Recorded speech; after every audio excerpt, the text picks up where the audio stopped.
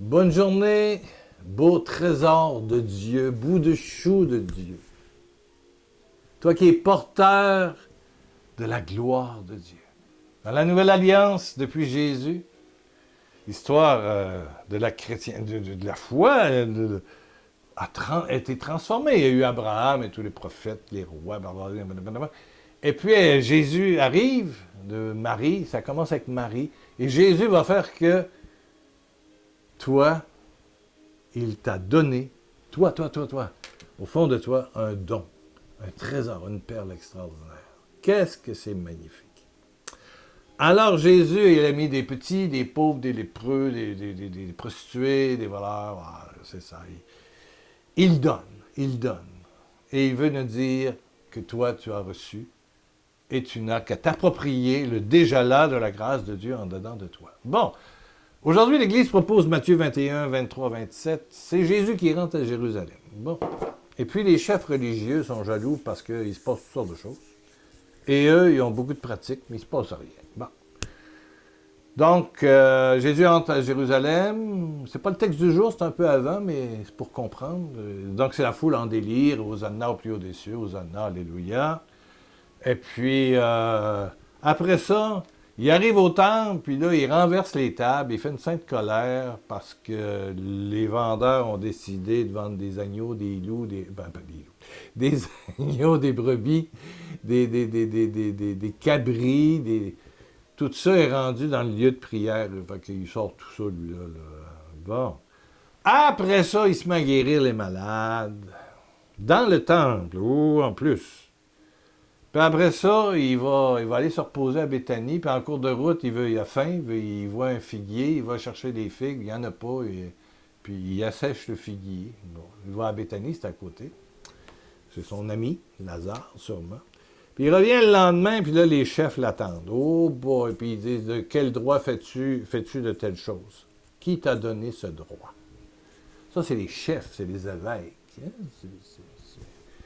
De quel droit?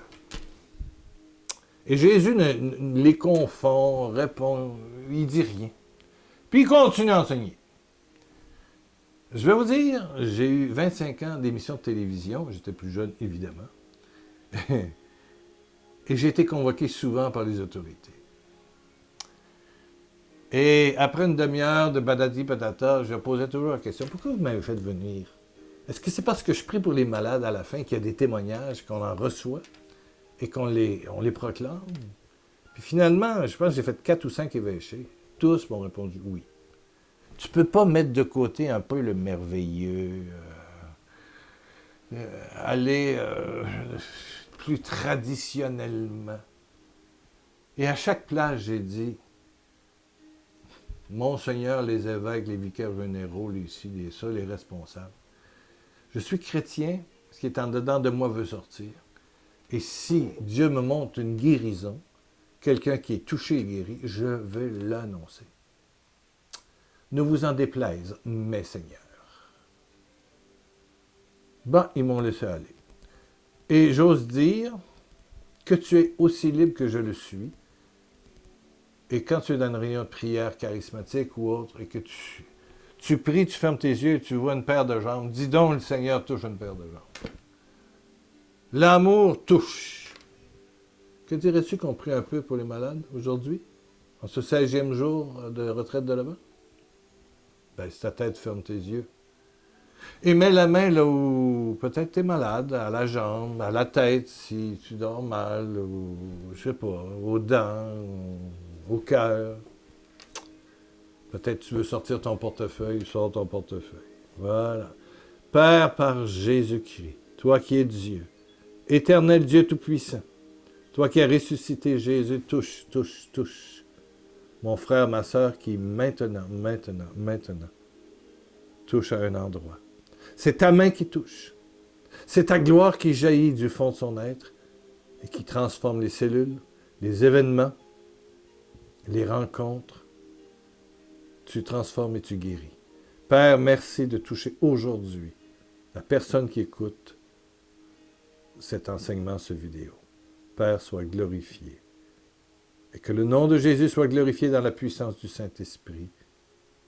Amen, amen. Et je sais que des malades, des différents, des blessés sont guéris parce que Jésus est vivant. Demain, 17e journée, j'espère que tu seras là. Fais la publicité, regarde les autres avant si tu en as manqué. Le blog pierrelacroix.com, boutique, bon, je te répète toujours la même chose. Mais je t'attends pour la 17e journée. À demain.